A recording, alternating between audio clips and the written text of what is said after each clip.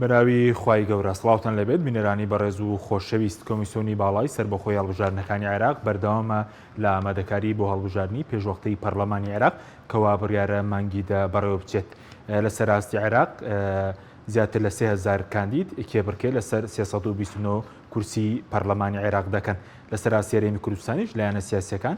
کێبڕکێ لەسەر بەرزتێنانی 44 کورسی پەرلەمانی عێراق دەکەن. لە بەرنامە ئەمڕۆ قسە لەسەر دوای ئامادەکاریەکانی کۆمیسیۆن و لایەنە پەیوەندیدارەکانی عێراق بۆ هەڵبژاردننی پێشوەختی عێراق دەکەین. هەروەها قسە لەسەرەوە دەکەین چی کراوە بۆ ڕێگری لە تەزویر یاخود چۆن ڕێگری لە تەزویر دەکرێت وایە ئەم هەڵبژاردنەش گۆڕانکاری بەسەر نەخشەی سیاسی نوێنرایەتێرێم لە بەغداد دەهێنێت. لەگەڵمان بن.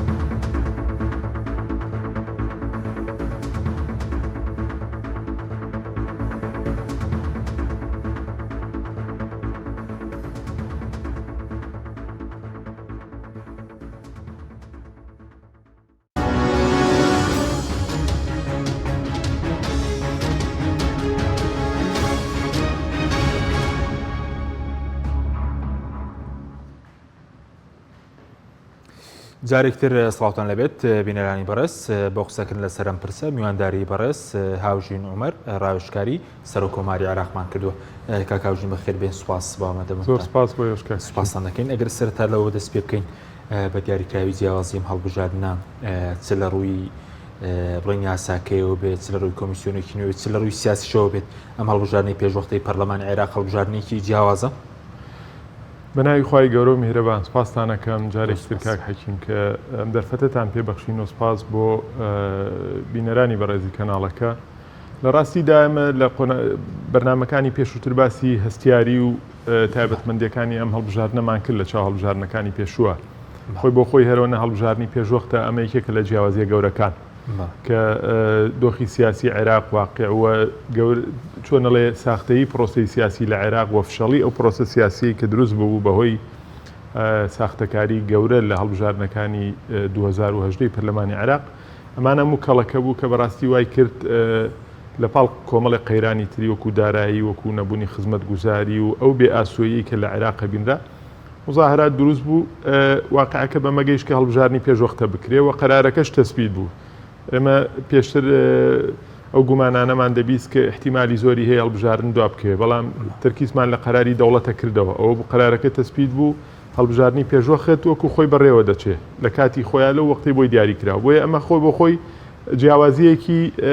دیارە لەگەڵ ئەوەستا داواکاری شەقامیش بوو هەڵبژارنە پێشوەختە خۆی شتێکی مغەلەف بوو لە ڕووی سیاسیەوە هەندێک هێز یانیستەوە بکرێ بەڵام بەڕاستی شتەکە تێکەڵی داوای خەڵک بووە داواکانی خەڵک بە ئاڕاستی بەرژەوەندی هەندێک لایانی سیاسیش ڕۆی کە یانیست بە مەسلحەتی خۆیان نەزانی انتخابات بکرێت داوای جەماوەری و داوای بەشە لە لایەنە سیاسیەکان بەهەر حاڵ قسەکەی من لەوەیە هەر هەڵبژارنی پێشوەخت بۆ خۆی یەکێکە لە جیاوازیەکان لە چاو هەڵبژارنەکانی پێشووە کە لە کاتی خۆیان دەکرا خاڵی دووەم ئێمە لە بەرنامەکانی پێشوو باسمان لەوە کرد کە لە ڕووی هوەری لە ڕووی ئەو گۆڕانکاریانەی یاساکە کردوێتی ئەمە هەر جیاوازەیەکی گەورە هەیە لە چاو هەڵبژارنەکانی پێشوو بەڵام ئێستا توانین بڵێن لە ڕووی سیاسی هەستیاریەکە زیاترە لە عێراقا ئەگەر سێری بارودۆخی سیاسی بکەین جاران بە شێوەیەکی گشتی پێکاتەکان لە بینی خۆیانە کێشەیان هەبوو ئێستا لە ناو هەر پێکاتەیەکە بۆ خۆی منافەسەی گەورە بۆ خۆی کێشەی سیاسی گەورە هەیە وەرمونە کورد کێشەی سیاسی ناوخۆیی هەیە لە ناو سونەکانە بە بۆنە ئینتیخاباتەوە بۆ نمونە سراعێکی گەورە دروست بووە ئێستا دوو هاوپەیمانی گەورە کێبڕکێ دەکەن هاوپەیمانی عەزم ئەوەی کە خەمیس خەنجەر دروستی کردووە هاوپەیمانەکەی محەممەد حەلبوسی لە ناو شیعەکانە ئێستا سراعێکی گەورە هەیە سراعی ناو شیعەکان سراعی سیاسی داخلی ناو شیعەکان ڕەهەندی قوڵتری هەیە بۆ لەبەرەوەی ئێستا عێراق ئەوان لێ بەرپرسن لە ئیدارەدانی عێراق سوڵتە لای ئەوانە ئێستا سەیرەکەی تەنانەت لەسەر ئاستی مەرجعیاتی دینیش منافەسە هەیە و کێشە و مەشاکیل و ڕوبەڕوونەوەی مەجموعەیەک وەلایەن بۆ وڵاتێکە مەجموعەیەک وەلایەن بۆ ناوخۆیە مەجموعەیەک دەیانەیە خۆیان وەکو بەدیلی مەرجعی تر تەڕحکەن ئەوانە بۆیە بەڕاستی ئەمانش هەموو مەشاریعی سیاسیان هەیە پرۆژەی سیاسیان هەیە لەو لاوە تۆ فەسائیلت هەیە میلیشیات هەیە حەشدی شعبیت هەیە و جیهاتی ترت هەیە کە لە عێراق تا ئێستا ناتوانین بڵێ جێشێکی مرکزیم هەیە یعنی ئەسحابی مەساڵح و بەرژەوەندی هەیە ئەجێندای جیاجیا هەیە بۆیە بەڕاستی لە ڕووی سیاسیشەوە ئێمە توانین بڵێن زوروفەکە لە سیاسیەکە هەر جیاوازە بۆ کوردیش هەر جیاوازە ئێستا هەر و دۆخەی کە کورتایەتی خۆ جیاوازەکەی ئەوەیە کورد میلەتێکە لە ڕووی توندوتیژیەوە ئەهوەنترە و قۆناغی شەڕی ناوخۆی تێپەڕان و ئێستا لە واقعەیەکە ئەژی و هاوڵاتی زۆر لە خەڵکە سیاسیەکە لە دەسەڵاتە سیاسیەکە زیاتر بە پەرۆشی ئەمن و ئاسایشی هەرێمی کوردستانەوەیە بۆیە جیاوازی ئێمە ئەوە نییە کە سراعی سیاسی ناوخۆییمان نییە یا ئەجندای سیاسی یا کێبڕکەی سیاسیمان نییە فەرقەکە ئەوەیە لا ئێمە عنفی ئینتیخابی ئەمن ئاسایش وەکو باری ئەمنی وەکو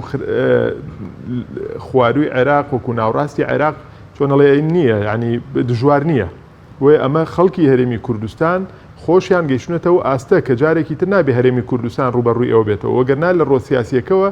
ئێمەش کێشەمان هەیە ئێمەش بەرژەوەندی تێگیرانمان هەیە و قەیرانی سیاسی و جمودی سیاسیمان هەیە بەڵام لە جنوب لەگەڵ کێشە سیاسیەکانە لەگەڵ ڕوبەڕووبوونەوە سیاسیەکانە زۆر جار مەسەلەی توندوتیژی دێتەکایەوە بارودۆخی ئەمنی تێکەچێت یعنی لە ماوەی پێشوە ئێمە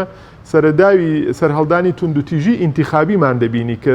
زۆر ئیشکرا بوو ئەوەی کە لایەنی ئەمنیەتی ئینتیخابات و تەنانەت ئەوانەی پەیوەستن بە ئینتیخاباتەوە پارێزگاری لێ بکرێت ئەو مۆزەفانەی کە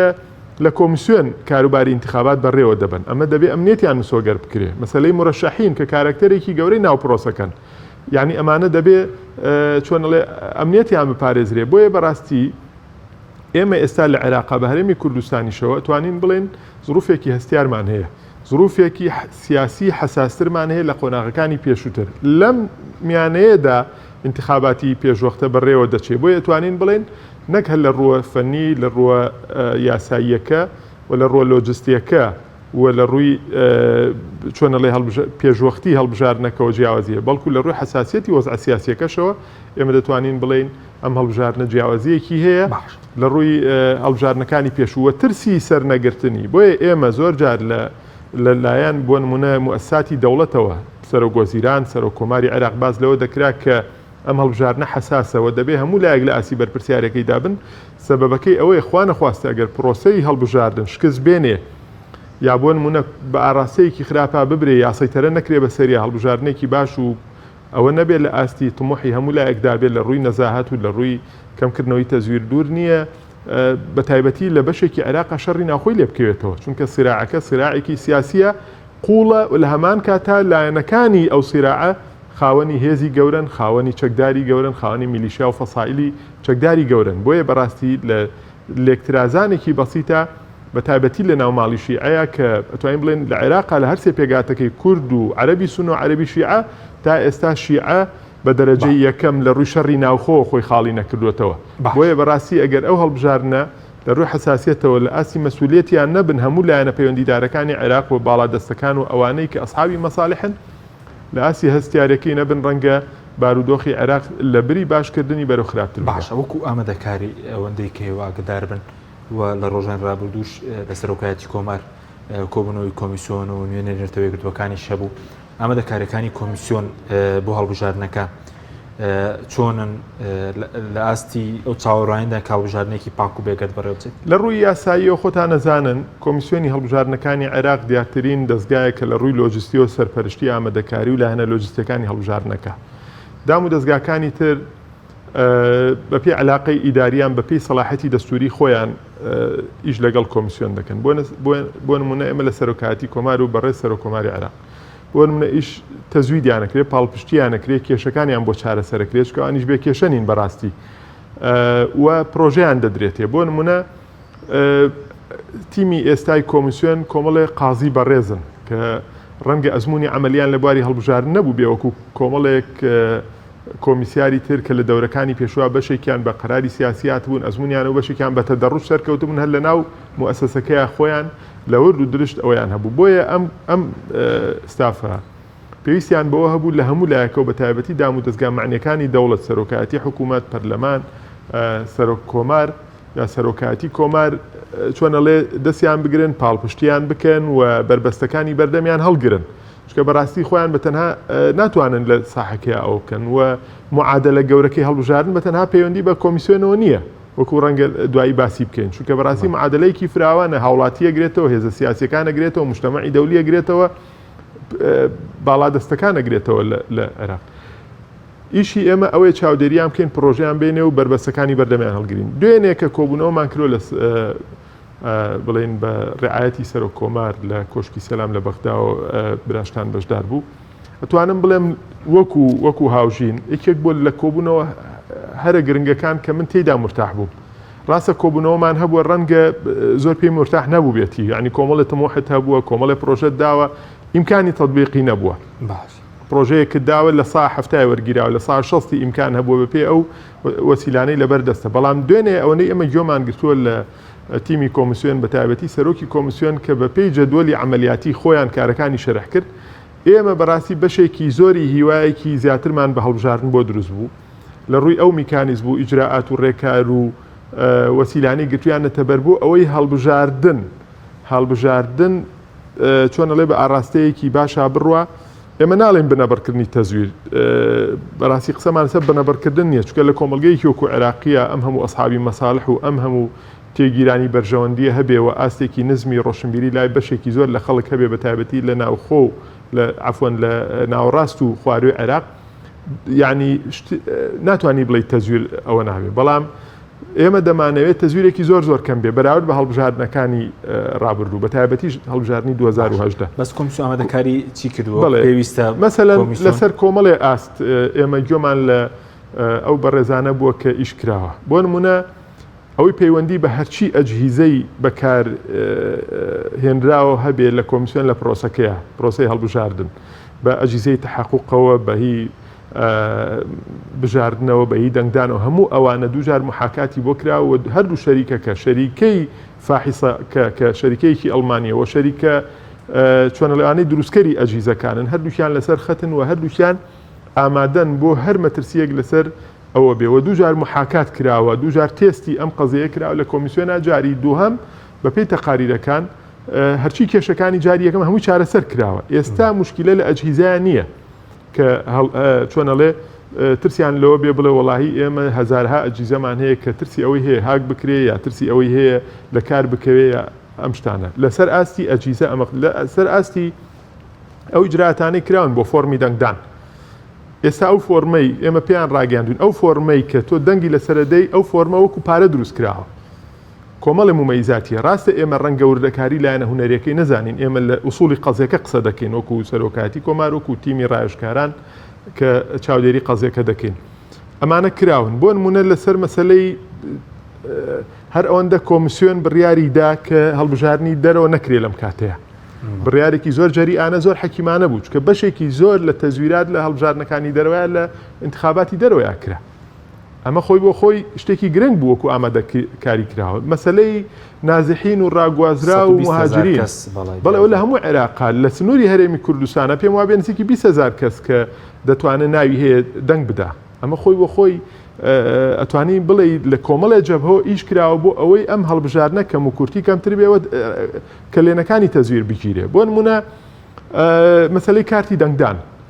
ئێمە دوو جۆر کارتمان هەیە طبعاً ئێمە نەزەرمان واگرتە بوو و نەخشەمان واگرتە بوو کە هەر کارتی بایەمەتری بەکاربێ بەڵام دوجار بەهۆی کورتی ماوەکەەوە کە نەتوانرا لە 100% دەنگدەران بە کارتی بایەمەتری دەنگ بدەن یاساکە ڕێداوە کارتە کورمە و داکۆنەکە کە تەزویری پێدەکرا ینی چۆنەڵێ ئاسانتر تەزویری پێدەکرا لە چاو کارتی بایەمەتریە بەکاربێتەوە بەڵام ئەمەش کۆمەڵی فلتەری بۆ دانراوە و ئێمە چەندین پرۆژەمان تەقدیم کرد بۆ ئەوەی کە ڕاستە یاساکە مەمنوعی ناکا بەڵام دەتوانین کۆمەڵی ڕێکاردا بنین بۆ ئەوەی ئەم کارتە کوردمەودایە یەک کە زیاتر نەتوانێت بەکاری بێنێ خاوەنەکەی زیاتر نەتوانێت بەکاری بێنێ چونکە بەڕاستی ئێمە خەبەرمان لابوو بەشێکی خەبەری متەواتر بوو لە سەرۆکایەتی کۆمار کە کۆمەڵی هێزی گەورە لە عێراقدا بە تەمان دروستی کەن بیکڕن لە خەڵکی بکەن ئەوە چونکە بەڕاستی مستەوای ژیان لە خوار و ناوڕاستی عێراق زۆر لاوە تۆ ڕەنگە بتوانی بە 25,000 بە 50,000 کۆمەڵشتی گەورە بکەی یعنی چکە خەڵکەکە بەڕاستی طبقەی هەژار لە ناو ئەو مجتەمەعە زۆرە بۆیە بەڕاستی زۆر هەوڵماندا معالەجەیەکیش بۆ ئەو بکەین کۆمەڵی بژاردەی گەورە هەبوو لە بەردەمان کە زۆربەی لای ئێمە تەرحەکرا مەسەلەن بۆ نمونە کۆمەڵی اختیارات من بەرزم دەکردەوە بە ڕێزێکی تر تەمان ئێمە تقریباً 2 کەسین کە وەکو ڕایشکاری انتخابی لە ناو سەرۆکاتی کۆمار بە دەرەجەی یەکەم ئەوە دەکەین مەشاریعمان زۆردا ئیستیشارەمان لەگەڵ خوبەرای عێراقی کوردی ئەمانە زۆر کرد بۆ ئەوەی چی بکەین کەمترین تەزویر لە ڕێی کارتی دەنگدانەوە بایەمەترێک کۆنەکە هین عفوان کوردمەودا ئەوەی پێوترێ قەسیرەت الئەمەد بکرێ لە مەسەلەی ئەمنی انتخابی و خطەی ئەمنی لە مەسەلەی تەسویتی خاص ئەمانە ڕەنگە ئێستا نەکرێ هەموو شتێک بوترێت چکە هەندێکی هی ئەوە نییە تۆ لە میدیایە کۆ باسی کرد ڕێکاری تایبەت بە کۆمیسیۆن خۆیەتی بەڵام لە هەموو ئەمانەیە شت کراوە بۆ ئەوەی کە تۆ بتوانی سەیتەرە بکەی بەسەر هەر ناڕێکیەکە کە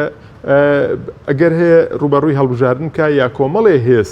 لە عێراقدا دەسەڵاتی خۆیان توانای سەربازی مالی ئیعلامی خۆیان بخەنە ئاسێکەوە بۆ ئەوەی هەڵبژاردنەکە بە ئاراستەیەکی خراپدا بەرن تەنانەت کۆمەڵێ مەترسی هەیە کۆمەڵی خەبەری متەواتر هەیە کە وا بکرێ کێشە بۆ کارمەندان دروست بکرێت لە هەندێک منتیقەی عێراقا بۆ کارمەندانی دەنگدان یعنی هەموو ئەم بژاردانە بەدیلیان بۆ دانراوە خطەی بی و خطەی تری بۆ دانراوە بۆیە بەڕاستی ئەتوانین بڵێن ئەوەی کە ئێمە گوێمان لێبوو لە بەڕێزانی کۆمیسیۆن خەبەرەکان تا ئێستا مطمئنن و ئیش بۆ ئەوە دەکرێت کە شتی زیاتریش بکرێت ئێستا نزیکی مانگێک ماوە لە بەردەم کۆمیسیۆن پێشبین دەکرێت کە تەزویرەکەم جارە کەمتر بێ یاخود تەزویر کۆمیسیۆن ئەرکی خۆی جێبەجێکردووە بۆ ڕێگ لە تەزویرە کەمتر بە بەراورد بە هەڵبژاردنەکانی ڕابرد و وەکو هێزی سیاسی وەکو خەڵکیش ئەرکچیە بۆ کەمکردنەوەی پرۆسە تەزویرە تەزویر طبعاً خۆی تەزویرێکە کە لەوانەی کەوای کردووە متمانەی هاوڵاتی بە هەڵبژاردن لاواز بێ طبعاً بە نەزەری من چەند شتێکی وای کردووە متمانەی هاوڵاتی بە هەڵبژاردن لاواز بێ یەک لەوانە هەموو ئەو بانگەشانەی بۆ ئیسلاح بۆ خزمەتی خەڵک لە ڕابردووە کراوە کەمێکی هاتۆتە دی زۆربەی وەکو دیاتی انتخابی ماوەتەوە وەکو محترامات وەکو درۆی انتخابی بە تایبەتی لای هێزە باڵادەستەکانی عێراق بە هەرێمی کوردستانیشەوە ئەمە وای کردووە خەڵک بڵێکا کە هەموو جارێک کۆمەڵی وعدمان پێدەن و ئەوە نەکرێت چکە بەڕاستی بە دەرەجەی یەکەم تۆ دەسەڵاتبی دەتوانی بەشێ لە مەشاریعەکانە بخەیتە بواری جێبەجێکردنەوە ئەنجینا ئەتوانین بڵێن بەشێکی زۆر لەو پەرلەمانتارانیتر کە لە دەروی دەسەڵاتن معارەزەن یاشتن تا ڕادەیەکی زۆر لە خزمەتی خەڵکا بوون یعنی ڕۆژانە ئیشیان کردووە و لە ئاسی بەڵێنەکانی خەڵکا بوون ئەمە سەبەبێک بۆی خەڵک متمانەی بە هەڵبژاردنەوە بێت سەبەبی دووەم و ڕئیسی بەشێکی بریتیوە لە تەزویر یعنی خەڵکە لە کاکە من بۆ بچم لە کاتێکا دەنگەکە مەحسومە یا بۆ منە خەڵک وانێ جهتێک هەیە یا دەسەڵاتێک هەیە یا لایەنێکی ناوخۆی یا دەرەکی توانێت نەتایجەکان بگۆڕێکاتە من دەنگ بەم و دەنگ نەدەم ئەوەیە ئەمە بەشێکی ئەحەقێتی تایە بەڵام ئەبێ هەمومان بزانین کە مەسلەی بنەبڕکردن یا کەمکردنی تەزویر چەند جاری ژوتومە لەم بەرنامێ و لە غێری ئەم بەرنامێش بە تەنها پەیوەندی بە کۆمیسیۆنەوە نییە قسەکەی بەڕێز قازی عەبدولجەلیل کە دوێنێ کردی سەرۆکی کۆمیسیۆن بۆ ئێمە دووپاتی ئەوەی کردو کە کۆمیسیۆن بە تەنها لایەنی معنی نییە بە کۆی پرۆسەی انتخابات ئەو قسەیە زۆر تەواوە من وەکو هاوژین کە دراسە دەکەم مەسەلەی بەڕێوەچوونی هەڵبژارنێکی شەفاف پاک و بێگرد بێگرفت و بێموشکیلە پەیوەندی بەشێکی بە کۆمیسیۆن و ئیجراعاتەکانی و ڕێکارەکانی و چۆنێتی ئامادەکاریەکانی هەیە بۆ هەڵبژارنێکی پاک و بێگرت. بەشێکی پەیوەندی بە چیەوە هەیە؟ پەیوەندی بە ژینگەی سیاسی و نیەت و ئیرادەی هێزە سیاسیەکان بە تایبەتی دەسەڵاتدارەکان، میلیشیاکان، فەسائیلەکان ئەو جیهاتانەی کە پرۆسی سیاسی پێکێنن. تۆ ئێستا دوو هێزی گەورە لە عێراقا بێت تەزویر کابێ واقعی هەڵبژارن بە ئاڕاستەیەکی خراپا بەرێ ئەگە تەزویریشی پێ نەکرێت گرفتی ئەمنی دروستکە بەڵێ ئەتوانێ چونکە توانای دارایی هەیە، توانای ئەمنی هەیە، توانای ئەلامی هەیە، بەڵێ جەماوەری هەیە. ئەوانە بەشێکی پەیوەندی بە چیەوە هەیە؟ بەشێکی پەیوەندی بە موجتەمەعی دەولیەوە هەیە. لە ڕاستیە من لێت ناشارمەوە، من متمانەی 100% بە جوهدەکانی یا بە مووقیفی ڕابردووی مجتەمەعی دەولی نەبووە سەبارەت بە انتخاباتی عێراق. سەیرەکەی وەکو شاهیدێکی زوو دەرکەوتون، بەشێ لە مراقبینی دەولین، بەشێ لە ئەوانە. ئێستا بە شێوەیەکی گەرم و گورتر هاتوونەتە پێشەوە. ئەگەر ئەمان ئەو وعدانی کە داویانە کە ئێمە کۆبوونیان لەگەڵ دەکەین، چ ئومەی متحیدە بەڕەسمی بێ، ئیتیحادی ئەوروپی بێ، یا مراقبینی موسساتی کۆمەڵگەی مەدەنی بێت لە ئەوروپا و لە وڵاتانی ترکە دێن، ئەگەر ئەمانە بە فعلی لە ئاستی بەڵێنی خۆیان نابن، ڕۆڵێکی گەورەیانە بێ لە کەمکردنەوەی تەزویر. خاڵی لە هەموو گرنگتر خاڵی چوارەم سەبارەت بە هۆکارەکانی تەزویر بریتێ لە سەقافەی شعبی خەڵک. تۆ بینیتە ڕۆژێ لە ڕۆژان ڕئیسی هێزێکی سیاسی لە عێراق و هەرێمی کوردستانە باڵا دەست بێ خۆی دوو دەنگ بە،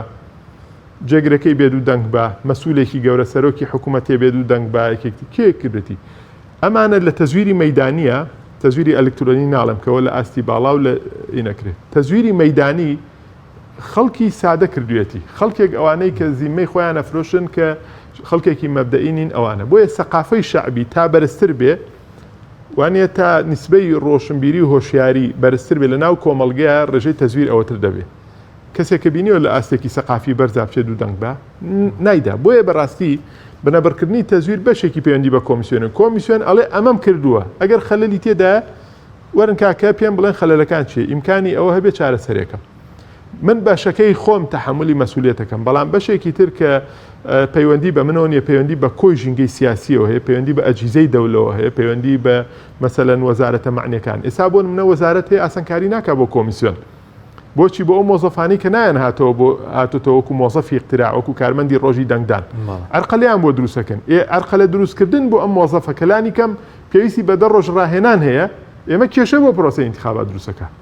بۆ یەکێک لەو شتانی کە ئێستا دوێنێ ئیشمان لەسەر کردو و فەریقی ئومەمی متحیدە و جنین بلاس خارت و ئەمانە ئامادەیان دەربڕێ، ئەوانی ئیشکەن بۆ ئەوەی ئەم بربەسانە هەڵگیرێ. ئەوەیە کە بەڕاستی کێشەی کارمەندانی ڕسمی لە عێراقا کە هاوکات ناویان هاتوۆتەوە بۆ مۆزەفی دەنگدان، کێشەکانە حەل بکرێ، کە نزیکی ئێستا 900,000 کەس ناوی هاتوۆتەوە ئەزام کارمەندن، 800 بۆ 900,000یان ئەوانی لە عێراقا ئەوەی من تێگەیشتم لە خطابیان پێم وابێ ئەوانن کە کارمەندن یا بە هەمویان ئەوەن.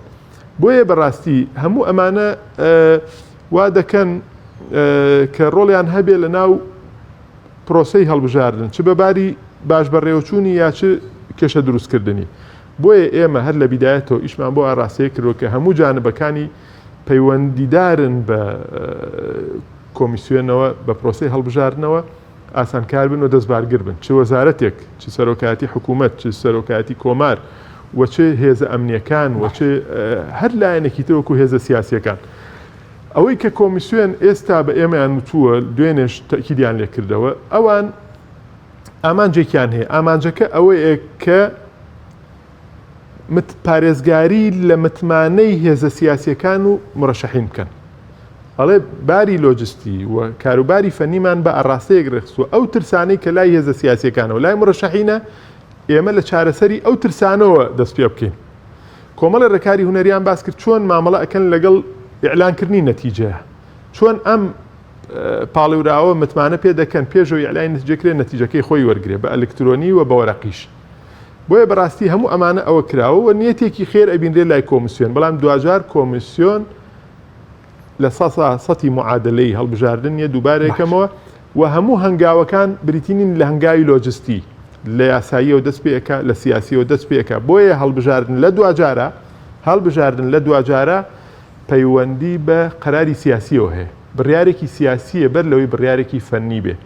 بۆیە کێشەی سیاسی لە عێراقا پێش هاتنەوەی مقتەدا سەدر و ڕەوتەکەی بۆ ناو پرۆسی سیاسی و هەڵبژاردن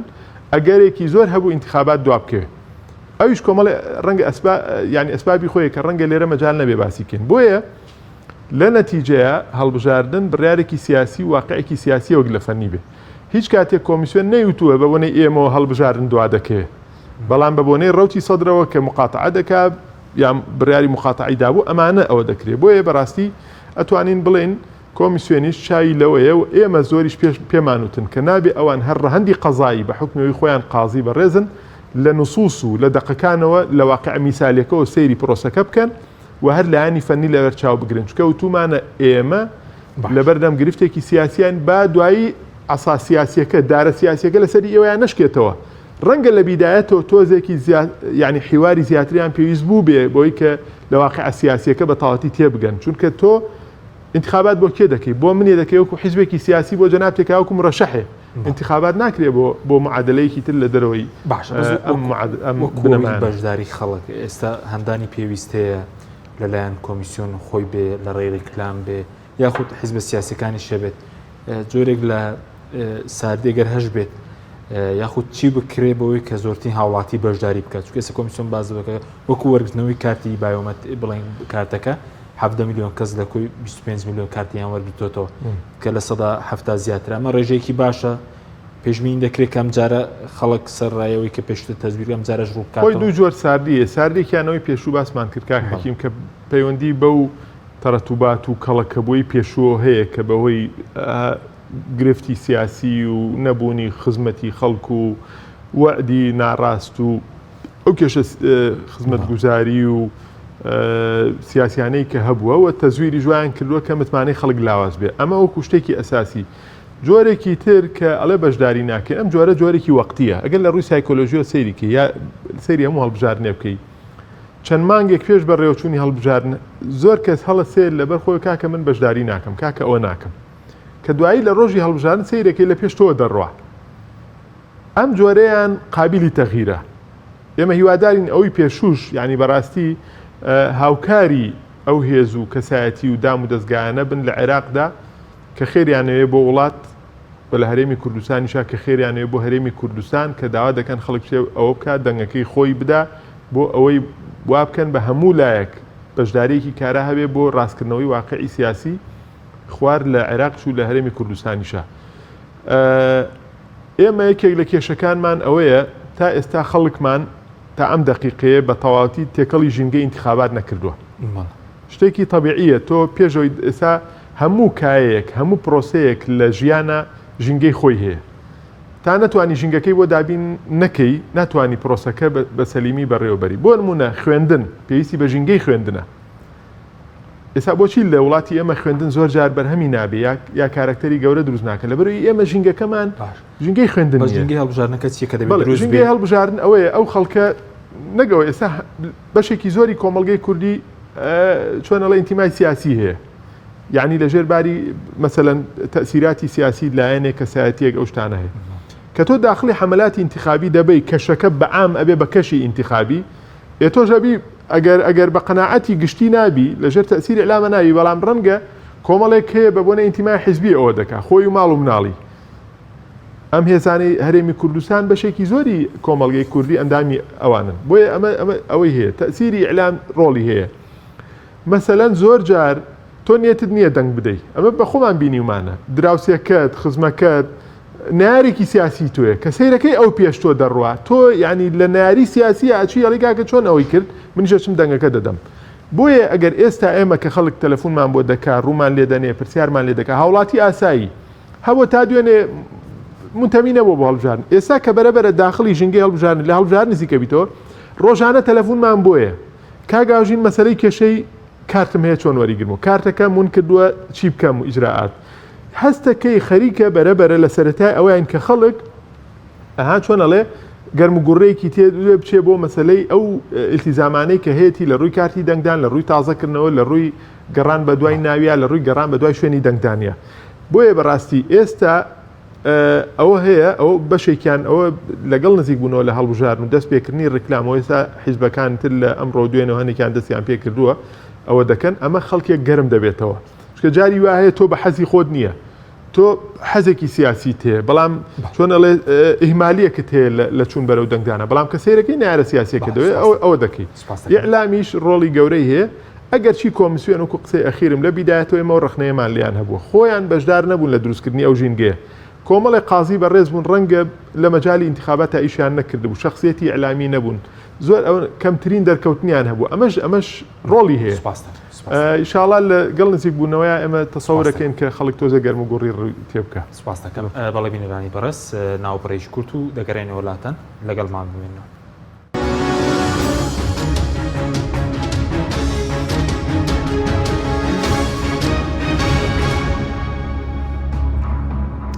جارێکتر سڵاوتان لەبێت بینەرانی بەڕێز کاکاژین دوایین سەرگۆڕی نەخشەی سیاسی هەڵبژانە بە سەبارەت بە گرنگی بەشداری خەڵک چەندە گرنگی خەڵک بەشداری بکە گۆڕانکاریکیش دروست دەکات لە نوێنەرەکانیان لە بەغداد ڕەنگی خەڵک هەبێ بڵێ ناچم خەڵک هەبێ وڵای بایکۆتی دەکەم بۆچی گرنگە خەڵک بچێ خۆی ئێستا لە عالەم ئاگەر سەیری کەیت و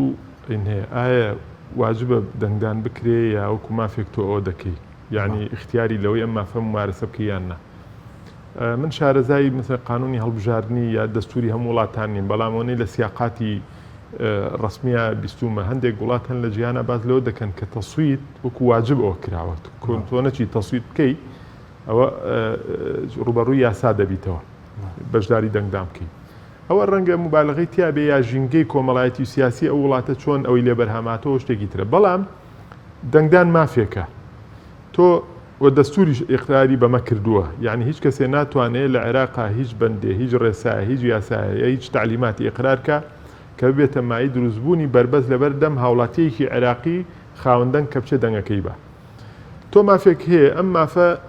دراوە بە تۆ لە ڕووی دەستوریەوە بۆچی بتانی ممارەسەی کەی بە شێوەیەکی دەوری جا 4 ساڵ جارێکە 2 ساڵ جارێکە 3 ساڵ جارێکە لە هەنێ وڵات 5 ساڵ جارێکە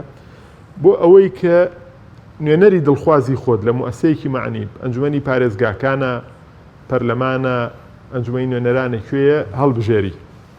ئێمە ئەگەر سەیری لە ڕووی ئەساسی و سەیری سوورەکەکەێنم بەم شێوەیە بۆیە کە تۆ چی بۆ دەنگدان بەشداری دەنگدانێکەکەی ئەمە مافێکی خۆتە ممارەسەی دەکەی یا ئامانجێکت بەستوە بەم بەشداریکردنەوە قەناعەتی عام لە وڵاتێکا گەیشتە ئەوەی کە ئەو ئامانجە سیاسی پیرۆزە بە بایکۆت یەتەدی ئەو کاتە مەسەلەن مافەکە تۆ کە ئەچی بە شێوەیەکی تر ئەوەیەکی کە بریتێ لە مافی بایکۆت دێ بایکۆتەکە بکەیت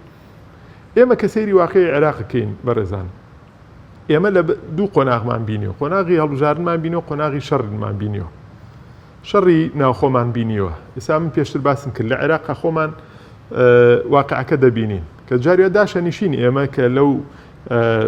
چۆنەڵێ موەسسانەی کە ئیشی تێدا دەکەین هەموو نەوعەکانی تێدایە کوردی تایە عەرەبی تایە سوننەی تایە شیعی تایە تورکمانی تایە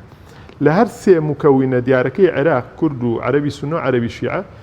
دوانیان چۆنەڵێ وینی خۆیان کرد خۆیان خاڵی کردووەتەوە یعنی خۆیان تێرخوێن کردووە شەڕی ناوخۆ بووە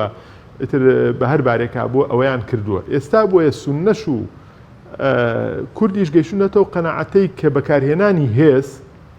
لە شەڕی لە سراعاتی ناوخۆییە جگە لە ماڵوێرانی هیچی تر ناهێنێ و لە بەهاری عەرەبی و کۆمەڵگەکانی دەوروبەریشمانە سیرەکەی زۆربەی نەتیجەی نەبوو ئەوەی ناودراوە شۆڕشی چەکداری ئەگەر چی ئەم شۆڕشە بە دافعێکی پیرۆز کراوە دژی زاڵمێک یا ستەمکارێک کە 20 ساڵ 40 ساڵ لەسەر کورسی دەسەڵات ماوە زانایانی ئیسلامیش یعنی ئێستا بەشێ لە مفەکرین بڕۆ باسی کرد باز لەوە دەکەن کە تا ئەکرێ توندوتیژی لە سیراعی ناوخۆیی دوور بخرێتەوە سیراعەکە لە بواری سیاسیە بە ئاشتیانە ئەوە بکرێت وەسیلەی ئاشتی قسەی دووەمم ئەوەیە طبعا لە عێراقا بەس شیعەمەوە ئەمە زۆر جارەڵێن ئەڵێن شیعەش ئەو کەف و کوڵەی ڕۆژانە بۆیان دروستە بێ سەرکردەی ئەسکەری یەکتریە کوژن تەسفیەکەن مشکلە ئەمە ئیفرازاتی ئەوەیە ئەمانە هێشتا تێرخوێن نەبوون شەڕی ناوخۆ نەبووە هەتا جاری وایە بەڕێزی وایە مەسەلەن زۆر بە سوعبەتە پێڵ کاکەوەکو ئێمە بکەن ئێوەش خۆتان خاڵیکەن و شەڕێکی ناوخۆ بکەن دوای وەزعدان باشە بێ ئەم قسەیە خۆ وەکو هین باسەکەین قسەکەم لەمە چییە ئێمە غەیری ئەوە پرۆسەیەکی سیاسی ئاشتیانەمان لە بەردەستماوە کە بیتێ لە هەڵبژاردن هەر کەسێک خێری بوێ بۆ وڵات هەر کەسێک لە ڕۆیکی مەدەنی و سەیری واقعەکە بکە ئەبێ باوەڕی بەوە بێت تۆ بنەما سیاسی و ئاشتی خوازانەکان بۆ گۆڕانکاری لە وڵاتە تەبەنی بکەیت باشە ئێستا من لێرە بۆ نمونە بڵێم وەڵاهی کاکە من هەڵبژاردن ناکەم ئەچم بە چەک ئەوەکەم کاکە هەر بەهێنی مادی سەیریکە و ڕاستە لە عێراق و کۆمەڵگەی بڵێن شەرقی ئەوسە تا زۆربەی دەسەڵاتەکان دەسەڵاتی فشەڵن یعنی زۆر جار لە کۆمەڵی شتا خۆیان ئەوە ناکەن بەڵام ئەگەر بەهێز بێ ئەو دەسەڵاتە بای ئەوە حسابی کردووە کە هێزی ڕسمی و ناڕسمی هەبێ دیفاعی لێ بکە بای ئەوە زیمەی خەڵکی کڕیەوە بای ئەوە چی کردووە چی نەکردووە تەنانەت تا ئێستا کۆمەڵگەی دەولی مساعد نییە بۆ ئەوەی دیفاع لە میلەتانی مەزلومیش بکات لە ناو شەرقی ئەوسەتا بۆیە بەڕاستی کە تۆ دچی ئەڵێ من ئیش بۆ ئینتیخابات دەکەم و ئیش بۆ ئەو وەسیلە سیاسیە سلمیە دەکەم ئەمە قەرارێکی حەکیمانەیە دەیدەی قەرارێکە کە تۆ ئەزانی لەم وڵاتانە لەم ژینگانەیە شتێکی ترت نییە بەدیلێکی ترت نییە ئیلا لەوەی نەفسێتی خۆسێک بڵێ یەک دەنگیش گرنگە بە تایبەتی لەم سیستەمی هەڵبژاردنەیە کە گۆڕاوە بازنەکان بڵێن بچووکراوە گرنگ نییە یەک دەنگ دەتوانێت سیستەمی دابشکردنی کورسی و یەکلاکردنەوەی کورسی بریتە لە دەنگی نەگوازراوە لە هەڵبژاردنەکانی پێشووە بەرپرسێکی باڵا دەهات خۆی تەرشیحە کرد لە لیستەکەیە 200-300 هزار دەنگی هێنا مالیکی لە ئینتیخاباتەکان نزیکی ملیۆنێ دەنگی هێنا باشە ئەمە نەک نەفرێ دوو نەفەر لەگەڵ خۆی بە یەک تاقم قەنەفە بەش یەک تاقم قەنەفە ئەندام پەرلەمانێ بردە ناو پەرلەمانەوە ئێستا ئەوە نەماوە کەواتە لەم حاڵەتەیە کە من و تۆ ئەگەر 100 هزار دەنگیشمان هەبێ بەڵام تۆ یەکەم بی من دووەم هەردووکمانە ڕۆین ئەگەر دوو مەقعدی بێ دائیرەکە دەنگ ناگوازرێتەوە بۆ لایەنێکی تر نەخێر مثلا تۆ 100 هزار هەبێ من 100 هزار دەنگم 100,001 دەنگم هەبێ ئەگەر منافیس بێ منە ڕۆم کەواتە دەنگێک چۆن دەوری نییە یعنی ئەو شتانە بۆ یەک لا دەکرێتەوە هەر چۆن ئێستا بۆ نمونە دەرەجەی 6 عەدادیە دەرچووە هیوای بە پۆینت لەم زانکۆی ناگی لە زانکۆیەکی دوور لە خۆی وەرەگیرێ بە پۆینتێک بە کەمتر لە نمرەیەک هی معادل وەرگ ئەمە دەوری هەیە قسەکە من لە ڕووی ئەو وردەکاریەوە زۆر باسی ناکەین لە ڕووی ئەسڵی خوێندنەوەی کۆمەڵگە ئیسلاحی کۆمەڵگە بەچیەکرد بەڕاستی ئێمە من پێم وایە ڕەنگە کۆی ئەقلەتی سیاسی خەڵکی سیاسی و عاقڵمەند لە وڵات هەبگەن ئەوەی کە ئەم هەڵبژارنانە سووەریە کابرا نەچێ بۆ دەنگدان بەڵام ئێستا عاقڵمەندانی وڵات ئەوانەی کە چۆنەڵێ بە دیدێکی سیاسی ئەوەکەن و مەسئولیەتی ئیسلاحی ئەم کۆمەڵگەیان لەسرە و ئەوانەشی کە وێرانیەکەن هەریە نەڵێن بە هەڵبژارنەکە بکرێ وێ بەڕاستی تۆ کە بەشداری دەکەی یەکەم ئیسپاتی حەقێکی شخصی دەکەی دووهەم خۆت بە بەشدارە زانی لەوەی ئەم پرۆسەیە یا خراپتریکەی یا چاکیکەی ئەکەوێتە سەری نەکە کارکتەرمان زۆرە ئەچێ مەسەلەن دەنگ یا بە فاسیترین کەس ئێمە بەشدارە لە وێرانکردنا بەڵام وێرانی بکەم یا چاکیکەم وارە بێ بە وەسیلە سلمیەکەی وەکو ئینتیخابات بیکەم یەک شت هەیە کاک حەکیم ئێمە باسکەین طبعا ڕەئی سیاسی چ شخصێک بێ چ هێزێکی سیاسی بێ بچووک بێ گەورە بێ محتەرەمە لە وڵاتێکا کە باوەڕی بە دیموکراسی و باوەڕی بە مافی بەرامبەر و باوەڕی بە ئینتیخابات و بەم شتانە هەبێ بەڵام لە عێراقدا زۆری ئەو هێزە سیاسیانەی کە بایکۆتیان کرۆ بە هەرێمی کوردستانیشەوە کێن هێزی ڕقەمیەکن هێزی ڕقەم دوون یا سێن یا چوارن توانین بڵێ سێ و چواریش جاری وایان نین یعنی بۆیە بەڕاستی داوای بایکۆت ئەگەر سەیری وێنە گەورەکە بکەیت لە عێراقدا بۆ نمونە ئەوانەی کە هێز چۆنەڵێ نوێنەریان هەبوو گەر کەمیش بوو بێ بایکۆتیان کردێ بێ لە ناو 200 ئەوەنە حیزبی شیوعی عێراق لەگەڵ ڕەوتەکەی ئیاد عەلاوی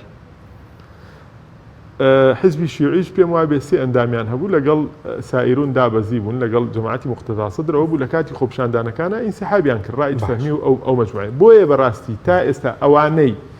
چ بە چاک چ بە خراپ پرۆسەی سیاسی لە عێراق هەرێمی کوردستانەوەکەن بایکۆتیان نەکردو کەواتە قەناعەتی سیاسی زۆرینە لە وڵاتە ئەوەیە کە ئینتیخابات بکرێ ئەمە چ لەسەر ئاسە شخصیەکەی کە پێشتر باسمان کرد چ لەسەر گۆڕانکاری ئێستا کە بۆ هەڵبژاردنی پەرلەمانی عێراقە کاتیشمان کەمەوە گەر بە کورتی وەڵامانی سوپاس دەکەن بۆ هەڵبژاردنی پەرلەمانی عێراقە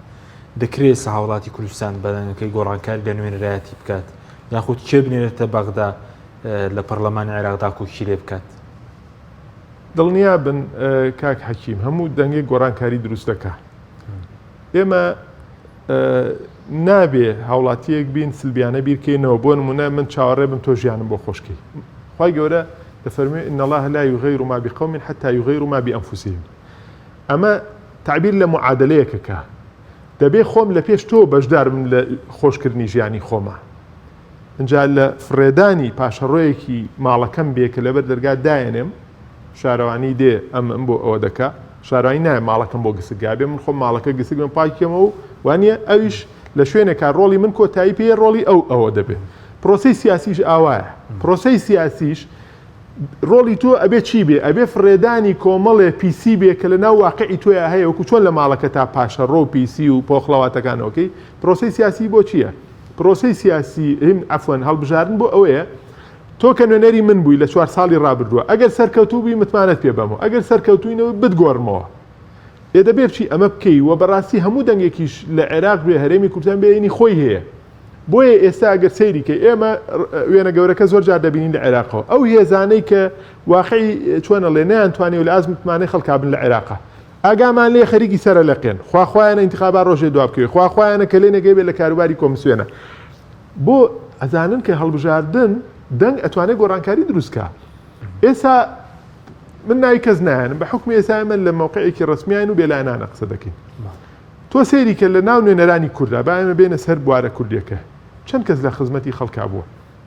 لەوانەی کە متمانیان هێناوە ڕێژەکەیان چەندێکە بۆ نمونە بڵێ کاکە ئەمانە 5 کەسن 10 کەسن بۆ نمونە لە کۆی پەرلەمانتارانی کاکە 20 کەسن باشە تۆ ئەم 20 نزیکی 56 چەندێکە نوێنەری کوردمانەیە 56 و 7 شتێکی ئاوە باشە ئەم 58 20 خزمەتکاری فعلی خەڵک بێ باشترەیە یاسی یا چلی یا هەمووی خۆمەرج نییە دەنگەکەی تۆ نیزامێ بڕوخێنێ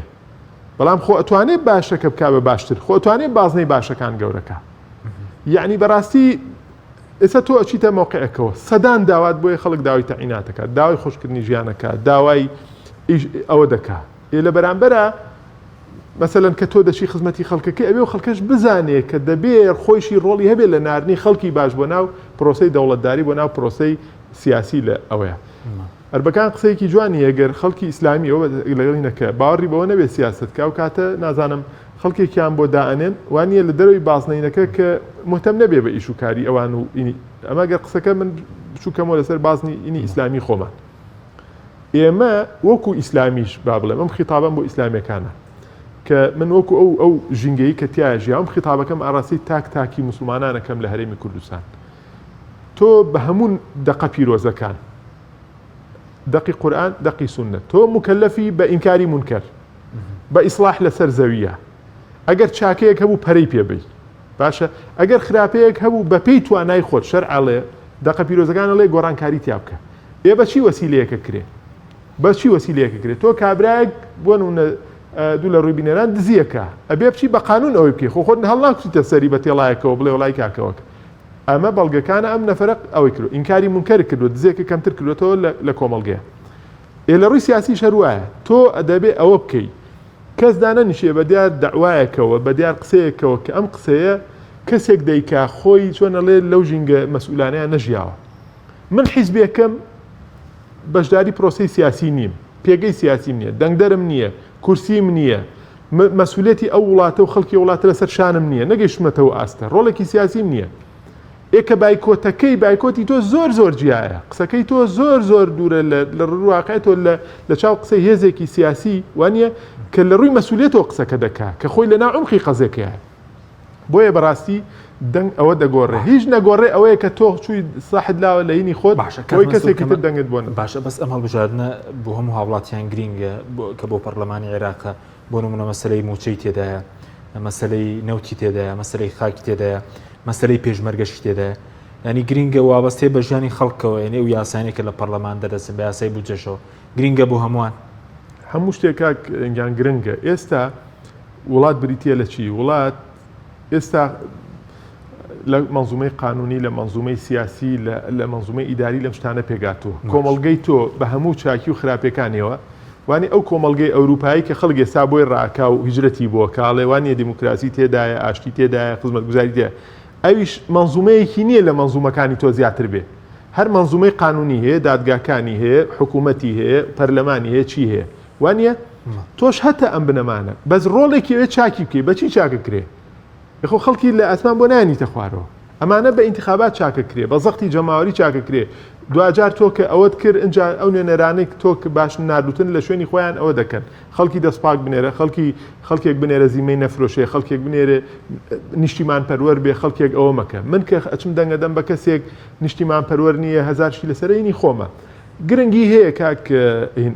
من پێم خۆشە ئەو شتە بڵێم ئێستا ئەگەر کاتەکە ڕێبە ئەگەر سبەینێ خەلەلێ لە پرۆسەی انتخاباتە ئەو باواز لەوەش بێنین کاکە تۆ هاتی وەڵاواتەوە بەڵام ئەوەش کرا ئەوەش دیسانەوە نابێ بکرێ بەعیبە لەسەر ئێمە چونکە ئێمە خەونی جوانە بینین خەونی ئیجابیە بین ئیشەکەین بۆ ئەوەی واقعی و خەڵکە خۆش بێ ئیشەکرێ بۆ ئەوی انتخاباتێکی تەزویر بکرێ من ئەدای دەوری خۆمەکەم من مەسئولێتی خۆم بەجێنم تۆش بڕۆ مەسئولێتی خۆ بەجێ بێنە هەموو ئەم مەسئولێتانە ئەم هەستی بەرپرسیارەتیە بین لە یەک چۆن ئەڵێ شۆڕشێکی سیاسی ئاشتی خوازانە دروستە بێ لە وڵاتە وڵات بەرەو باشترە ڕوا ئەنجینا کۆمەلگەی ئەوروپی کۆمەلگەی ئەمریکی ئەگەر با بڵێن ئەمانە بە کۆمەلگەی نموزجی و پێشکەوت و سیرکن باشە لە ڕووی انتخابات و دەنگ و دەساودەسی دەسەڵاتەوە چ شتێکیان هەیە ئێمە نەمان بێ چ شتێکیان هەیە دەنگدەرە هەر دەنگدەری وڵاتە خۆ لە ئاسمانەوە خەڵکی نەهێناوە مراقبی دەولیە هەیە بەخوا مراقبیان لە ئێمەش کەمتر هەیە چیە بەڵام سیرەکەی ئەو ئەطرافانەی کە معنین بە پرۆسەی انتخابات وەکو کۆمیسیۆن وەکو دامەزراوەکانی دەوڵەت وەکو خەڵک وەکو کۆمەلگەی نێودەوڵەتی وەکو هێزە سیاسەکان هەمویان نیەتی خێریانەوە بە وڵاتی خۆیان ئەمەش ئەوە بکەین ئەو کاتە ئێمەش نەتیجەیەکی وا بەدەست بووی کە نەخشەی سیاسی هەرێم پێ گۆڕانکاری بەسەدادێت لە باغدا بە کورتی بسپاس من قەناعەتم وایە گۆڕانکاری ڕوودەدا یعنی ئێمە نەک هەر ئەم دەورەی پێشوو لە ئین چاڕی کۆمەڵە گۆڕانکاریەکەن جارە انتخاباتی 2010 کۆی خەڵکی معنی لە عێراقا دەزانێت تەزویری زۆر کراوە جارێ هەر ئێمە انتخاباتەکە نزیکەینەوە لەوەی تەزویری 2010 ڕوونیاتەوە خۆی بۆ خۆی کۆمەڵی معادلاتە گۆڕێ تەسەورەکرێ سیناریۆی سیاسی لە هەموو ئاینەکانە وەکو وتم سیراع و منافەسە لە ناو هەموو ماڵەکانی عێراقا دروست بووە شیعە سوننە کورد باشە تەسەورەکرێت لە ماڵی سوننەیە تەحولێکی گەورە ڕووبا لە ماڵی شیعە تەحولێکی گەورە با ئێمە جواب بکەین لە ماڵی کوردیشا کۆمەڵە گۆڕانکاری ئیجابی ڕووبا بە ئاڕاستی باشکردنی ژیانی خەڵک نەک ئەوەی کە خۆمان وەکو تاک سلبیانە بیکەینەوە خۆمان بەشێک بین لە سەرچاوەکانی نەهامەتی و مانەوەی ئەو دۆخی خۆمان سپاس دەکەم زۆر سپاس بۆ بەڕێز هاوژمەمە ڕاوێژکاری سەرۆک کۆماری عێراق سپاس دەکەم سپاس بە ئەوی بینەرانی بەڕێز سپاس بۆ هاوکارانم خواتان